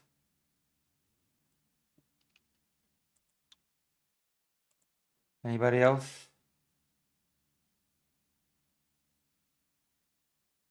Paul. Politics. Also consider donating and subscribing because I'm getting more into the journalisms, and trust me when I say it turns out that the cost of doing that is very high. This is especially for a small creator such as myself, which is why I have to grind more. I have to grind myself to dust to make this work. Believe it or not, this is going to be very hard work. Oh, the thing. I went over 100 views. Very nice, very nice.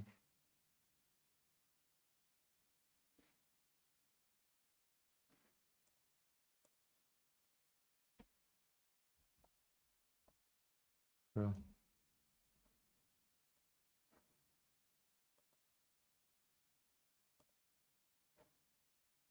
It is, it is, it is, it is, it is.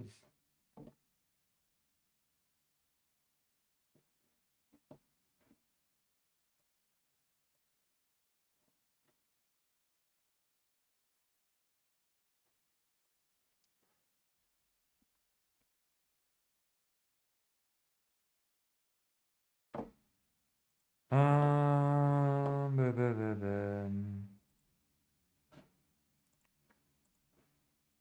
Politics. Oh, also hello, Glitchmaster. Hello, Glitchmaster. Okay, let's read about this. Polish president says he will not renew Ukrainian refugee welfare rights again. New president of the Polish Republic, Karol Nawrocki, is a very openly, let's just say he is very openly skeptical of Ukraine. He keeps talking about correcting the wrongs of history. He keeps talking about putting Poland first. He basically vetoed a bill that was put forward that would continue the support for Ukrainian refugees in the form that it has been done ever since the beginning of the war, which means that Ukrainian refugees would be getting healthcare, benefits, money for children, all those sorts of things that should be granted to them. And many skeptics would say, hey, wait a minute. Why would Ukrainians be getting benefits? For example, women with children that are not working, why would they be getting benefits for their children? Why would they be getting health care? Why should the Polish state give them those benefits? And the answer is, of course, because the Ukrainian community as a whole is putting into the Polish budget a lot more than it takes out. It becomes such a net positive to the Polish economy that it just makes sense to give those benefits to all Ukrainian people across the board, actually. And it still ends up being, by a large margin, a benefit economically to Poland. That is factual. There's no denying that. But that is something that the Polish president does not agree with, because in his twisted version of Poland first,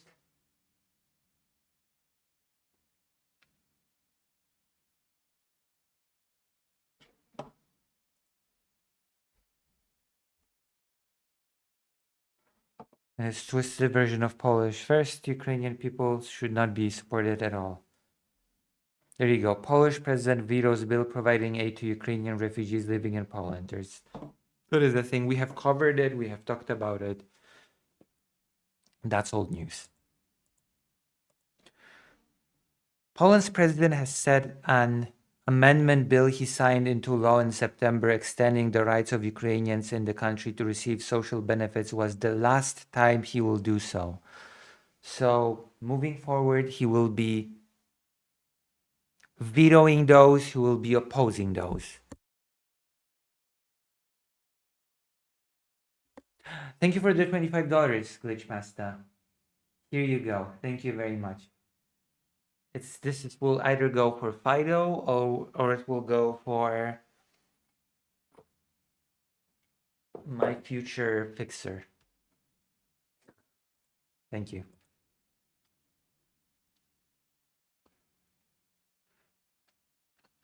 Karol Nawrocki had earlier vetoed the bill, which affirmed the right of Ukrainians to receive healthcare and the 800 plus monthly child allowance payment, among other social provisions, which I've explained.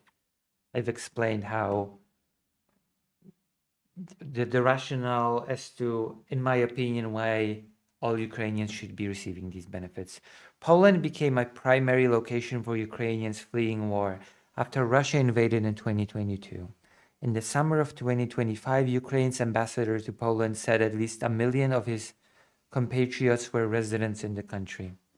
Following the influx of the Polish government gave the refugees legal status, the right to work, and access to healthcare, among other social benefits, including a monthly allowance of 800 zlotys, almost 200 euro per child.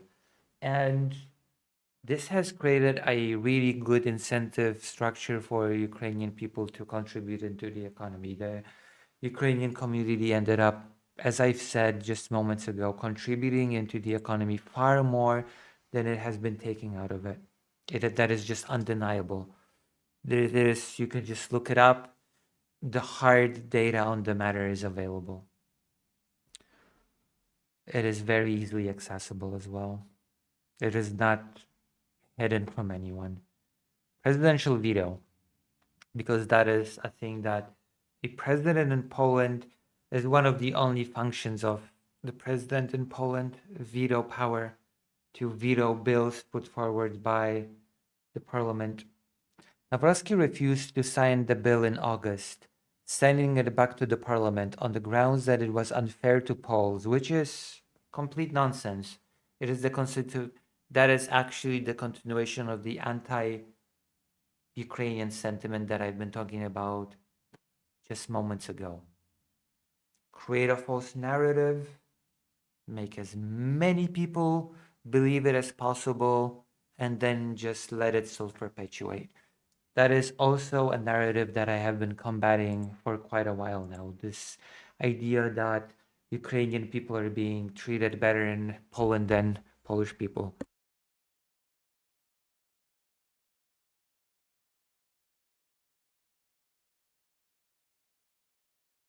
This idea that Ukrainian people are draining Poland.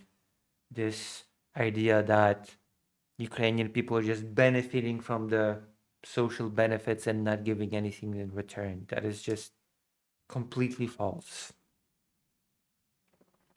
He said the law should specify that Ukrainians would only qualify for certain welfare if they were gainfully employed and paying tax in Poland. This is just wrong. There are refugees from Ukraine that just cannot work, single mothers with children, for example. And again, the Ukrainian community as a whole is such a net benefit to the Polish economy that those that simply cannot work should be granted these benefits. And if Polish people see that as an unfair thing, then maybe it's time to discuss whether or not Polish people should get better than benefits. That is my opinion on the matter. Maybe it's time to openly discuss what sort of benefits should Polish people receive.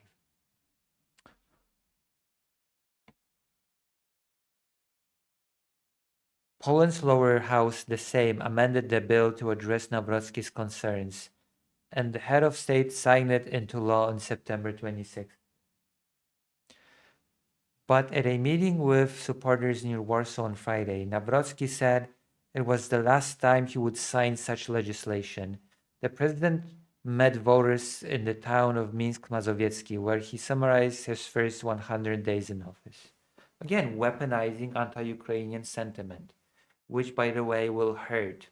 It will hurt Poland in the long run, because if Ukrainian people will not want to stay in Poland, which appears to be increasingly a possibility, that Ukrainian people will simply not want to stay in Poland because Poland is becoming increasingly hostile to Ukrainian people, then all those beautiful benefits that the Ukrainian people are bringing to Poland, economy-wise, will just go away, and Polish people will feel that.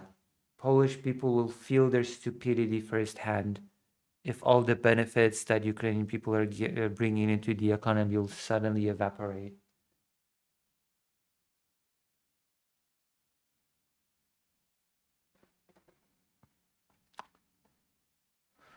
National minority. He said during his speech he would refuse to sign the same provisions again, as they put Poles on the same footing as foreigners. That's okay. Even if that's the case, so what? So what? That's not an argument. That's silly. If the foreigners contribute to the country's economy, why not?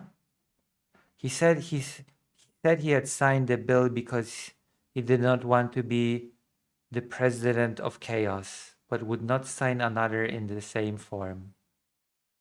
The president of chaos. I hate far-right populist politics. I hate them so much. Today, in the context of Ukrainians in Poland, we are no longer talking about war refugees. Yes, we are. He said, today, after more than 3 years, we're talking about a Ukrainian minority. That is a fundamental change that must be reflected in state policy. A minority that is a great boon to the Polish economy, I might add, and should be just cherished, but whatever. The president went on to say the Ukrainian minority should be treated responsibly, but the same as other national minorities in Poland. I would argue that the other national minorities in Poland should be treated better in that case. He said he expected the government to devise solutions that are realistic and fair, whatever that means when Nawrocki says that, and which put Poles first. I don't care for one group to be put first. I'm not a nationalist. I don't really care for one group to be put first. Okay, I want all people that live in a territory to be able to flourish and contribute. I don't care for one group to be put first above the other. That is stupid to me. He said failure to present such legislation by the time the extension of Ukrainians' refugee status and the welfare rights expires in March next year would result in chaos. There you have it. Again, anti-Ukrainian sentiment is on the rise. All in the name of empty right-wing populist agenda.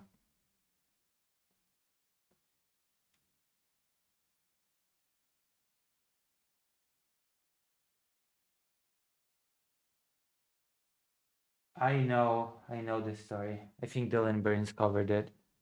I know the story about the Kenyan athlete that has been captured on the front lines. He went to Russia to train. He read a contract that he did not understand, which is, I would never in my life sign a contract that I did not understand. He was captured. He was trying to get money for his family. He is in the detention center in Ukraine right now. His family is so afraid for him. even though Ukraine is not Russia, so he is doing fairly well. Unlike in Russia, in Ukraine, prisoners of war are not being tortured and starved um, to the point that they look like Auschwitz-Birkenau prisoners.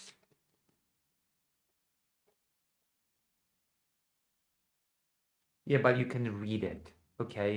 There's a difference between choosing not to read something and signing something that you don't understand because you haven't read it, and just signing something in a completely foreign language without being able to even read what is on the contract. I would never ever do that.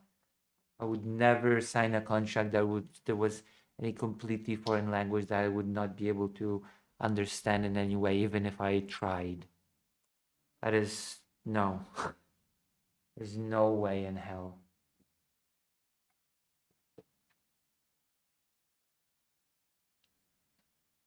I don't know. I don't know if it's that funny. It seems like Russia is actually just duping people from Africa to become soldiers in Russia by promising them construction jobs or any other jobs, and then just putting them into conscription offices and sending them to the front line.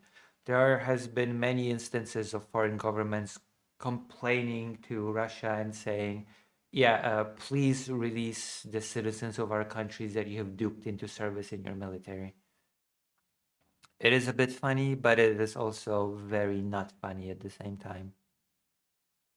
The whole topic of Russia duping or coercing people from other countries to join their military is a messed up thing, a really messed up thing.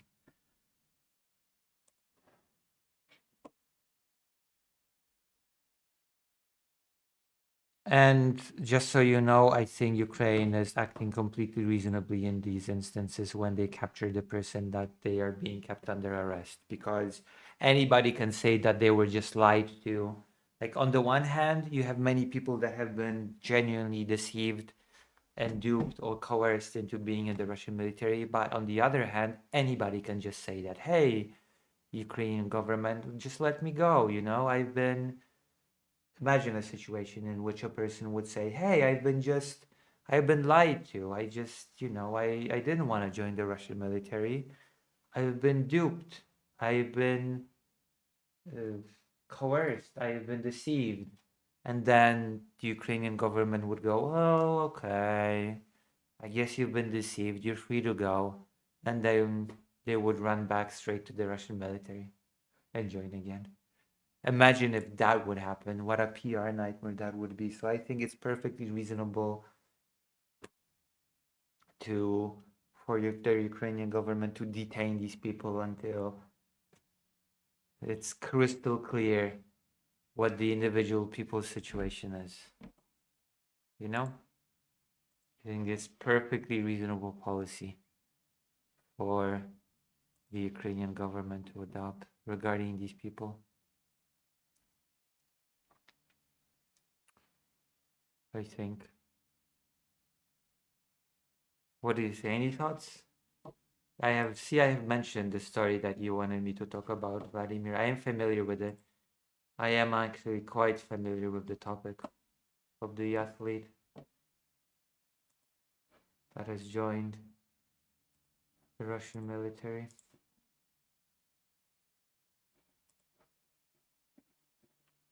I'm quite familiar with that topic.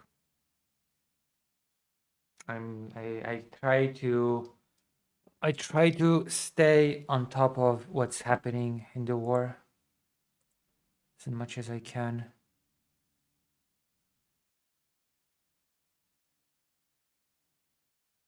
Oof. Okay, I'm actually not feeling well, so I have to rest a bit. It's been 2 hours. Any thoughts? Any comments?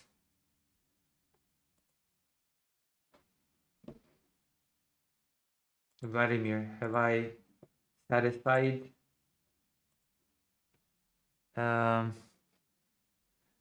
your wish for me to talk about this?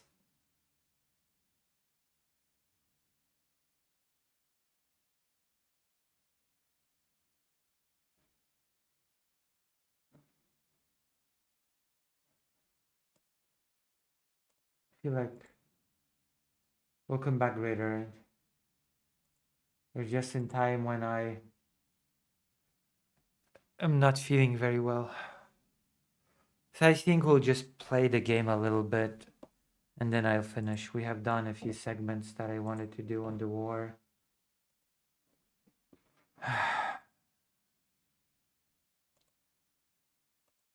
I'll play the game a little bit and then we'll finish stream.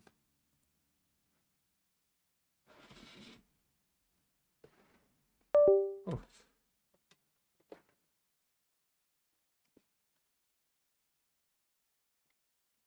Can you see it on the screen? Byron, if you can see it on the screen. Graj. Oh yeah, we're playing it in Polish. Kontynuuj.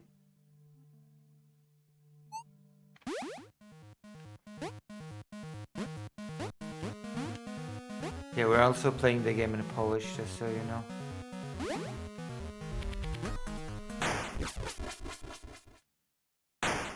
Oh, we already had this conversation. Kapitanie. Poziom ukończony. Członek załogi uratowany. I don't want to read this whole conversation again. Yes. I get it. Yes, I get it. We have to rescue our peeps. I get it. I understand. Yes, I understand. I get it. I get it. I get it.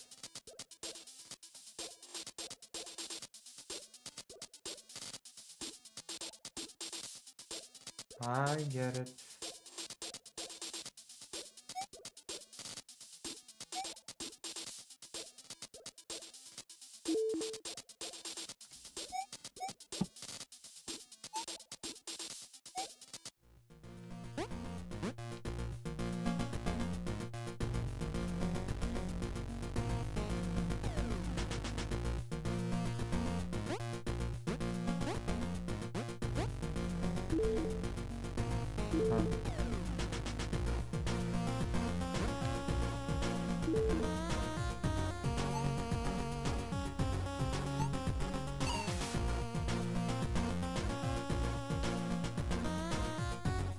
We were not able to explore the spaceship in the demo.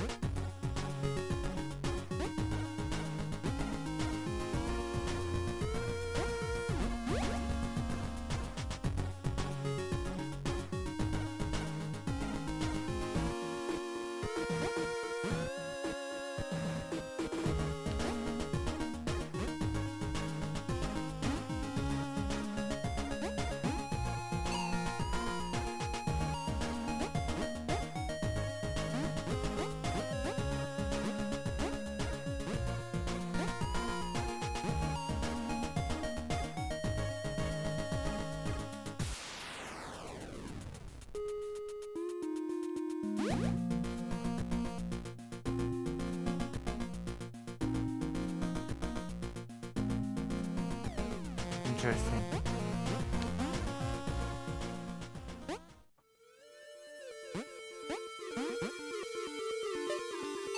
Oh, this is the level that we did in the demo. I recognize the demo level.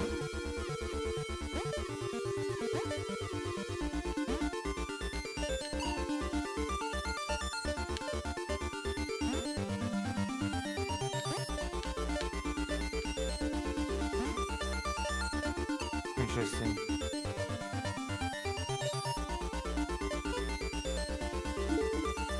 Okazuje się, że kluczem do ustabilizowania tego wymiaru było stworzenie siły równoważącej poza nim. Jednak wydaje się, że w najlepszym razie to tylko tymczasowe rozwiązanie.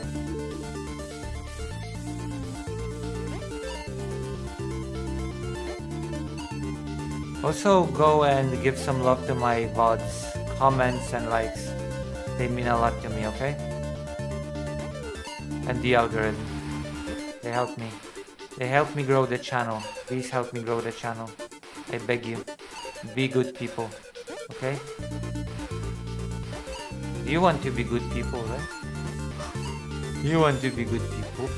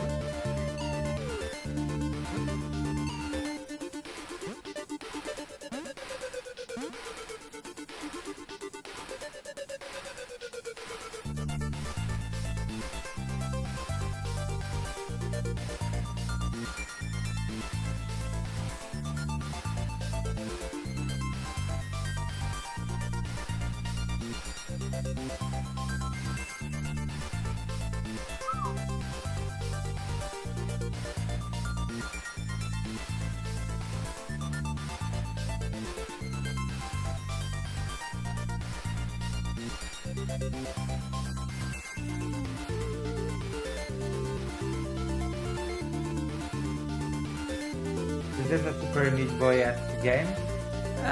Not exactly. I don't think this is a Super Meat Boy-esque game, but I actually maybe.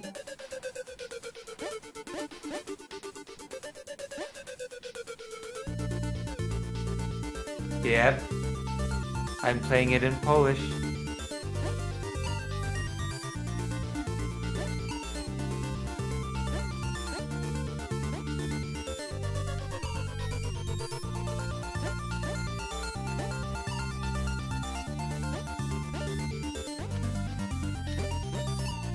Huh.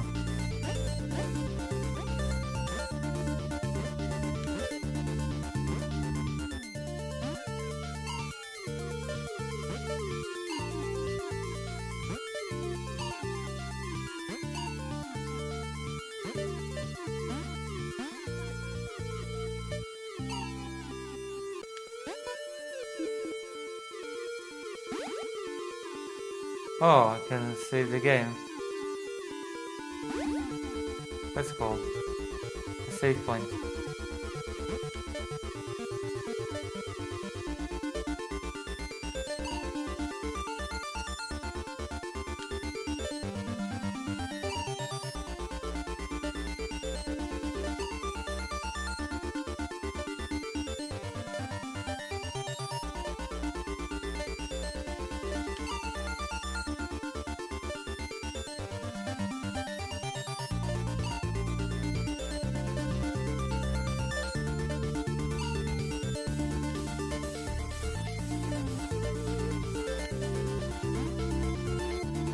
You can play this Collegium in Polish, but the Polish insults in the game are so harder. I know.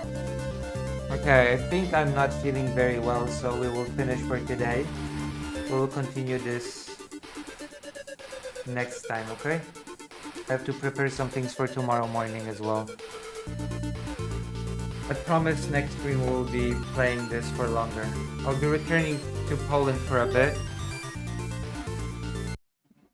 I'll be returning to Poland for a bit because I need to prepare myself for the next trip. The next trip will be a little bit more dangerous because I'll be going to the human safari land, Kherson, to try to do reporting on how the human safari is affecting children living still in the city. Okay, I will gladly have her on. Yes, yes. Well, I have to prepare for that. I'm getting a fixer, and yes, I need to tighten up my income to be able to even afford the whole ordeal. Because trust me, fixers are very, very expensive. Also, this is the newest video that's uploaded. Okay, where's the link? Please come to this video and give it some love and comments and likes. It's a shout out for a documentary, so you'll also be helping the documentary by doing so. You'll not just be helping me, but you'll also be helping the documentary.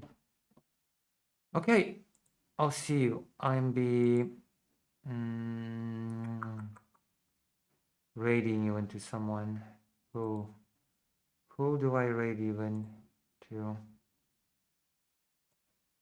But yes, please do give some love to the video.